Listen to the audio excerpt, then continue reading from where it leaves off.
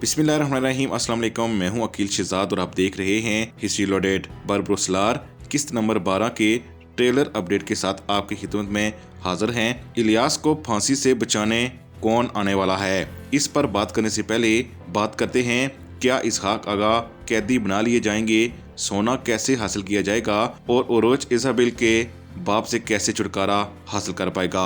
हमारे ख्याल में इसहाक आगा कुछ न कुछ ऐसा दिखा देंगे जिससे साबित होगा कि वो उस्मानी जासूस नहीं हैं और फिर वो कलमनास ही रहेंगे और सोना हमारे ख्याल में कलमनास पहुंच जाएगा, जो इसहाक आगा के जरिए ही उरूज रईस वापस लाएंगे। दूसरी तरफ उरूज रईस इजाबेल के बाप से लड़कर ही छुटकारा हासिल कर पाएंगे और हो सकता है कि इजाबेल अपने वालिद के सामने आए ताकि वो गोली ना चला सके। कुछ भी हो, उरूज रईस यहाँ से निकलने में तो कामयाब रहेंगे, लेकिन दूसरी तरफ इलियास तक पहुँचने के लिए हमारे ख्याल में उनके पास वक्त नहीं होगा। इसीलिए हमारे ख्याल में इलियास की मदद के लिए उस्मानी ही आएंगे और उम्मीद की जा रही है कि एक नया किरदार आएगा जिसका नाम पैरी रईस होगा।